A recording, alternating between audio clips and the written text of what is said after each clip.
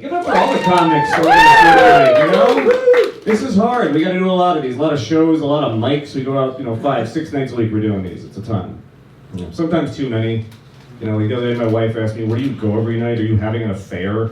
I was like, no, I do open mic stand-up comedy. She goes, okay, could you have an affair instead? I quit drinking 6 months ago. And thank you. Yeah, I started again like 3 days later. But I had to quit. I had to slow down quite a bit because I used to live in Chicago. And I don't know if you guys know, Chicago is a drinking town. They drink, like I know everyone in LA is like, hey, we party. It's like, yeah, you guys party, but in Chicago they drink. There is a difference. Everyone in Chicago is a high-functioning alcoholic. Everyone in LA, we're just high and none of us are really doing much of anything, are we? Here's why I had to cut back. Here's how much they drink in Chicago. If I were to drink in LA the way I drink in Chicago, everyone here would think I'm an alcoholic. But if I were to drink in Chicago the way I drink here in LA, everyone there would think I'm a recovering alcoholic.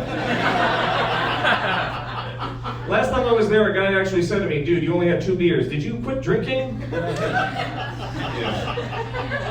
In his defense, he was drunk, so it's great. Nice guy, gave me a ride home. Anyway, also, I'm saying old things. I'm saying crappy, old, sad, lame things. I said what might be the most uncool thing I think I've ever said in my life the other day. My wife and I were fooling around, and I stopped, and I said, I'm gonna go get a melatonin so I can fall asleep faster afterwards. Yeah, you'd think that killed the mood, but she's like also in her late 30s, so she was like, ooh, get 2. Way too now, I guess. Something about me, I'm a horrible liar. I'm a really bad liar. I'm usually good for like 1 lie, but then if there's any follow-up questions, I just panic. A few years ago, I told a friend of mine, I once had sex with a celebrity. And he was like, really, who? And I said, Paul Giamatti. This is ridiculous! This is not okay. It's this in my head all the time. Someone was like, oh, you're probably really good at trivia. And I'm like, yeah, that's true, but it's not a fair trade for this crap. Like, yeah, oh my god, yeah, a lifetime of anxiety and medication, but it was worth it, because one time I won a beer koozie. Yeah, that was fun. They said weird things, too, back then that just don't make any sense as I get older. They'd be like, anybody who gives you drugs is not your friend. You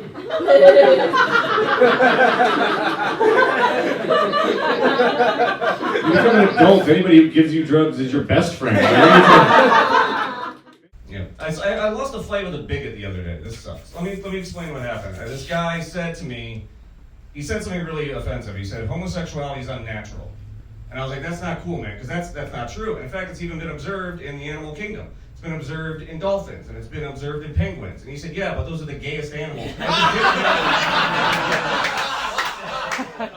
I have a friend of mine, he lives vicariously through me. He's got 3 kids. The other day I told him I went to the movies. He looked at me like I told him I just had a threesome. It was ridiculous. He's like, that sounds awesome. My wife said maybe we could do that on my birthday, but I don't think it's going to happen. Yeah. I like cities. I'm a big city guy. I like New York. New York's my favorite city. I think that's great. I like the things they say about New York. It's the city that never sleeps, or it's the Big Apple. I like those things. The one I never understood, though, is when they're like, New York City, if you can make it here, you can make it anywhere. I'm like, if I made it in New York City, why the fuck would I go anywhere else? There's nowhere else to go. Has anyone ever made it in New York, sold out Madison Square Garden, and thought, I think I'm ready to make it in Toledo. I can do that now. Los Angeles, we have a similar phrase. It's Los Angeles, if you can make it here, fucking how? How did you do that? What are you doing that's so special? Something happened. I just need to know if this is racist. This seems like the crowd I need to ask. So here's what happened. My best friend in the world is a guy named Benton. I've known Benton for over half my life, since college, for over 20 years. Benton is black, and we've been close forever. Right, I love the guy to death. Last summer, Benton gave me an N-word pass. Okay, hear me out. I just need to know if I was in the wrong on this, okay? So he gave me an N-word pass, and here was the rule. He said, you can say the N-word as long as we're together and you're singing a song. Okay? We all got that. We're all on the same page. And everything was fine until a couple weeks later we were all singing happy birthday to him.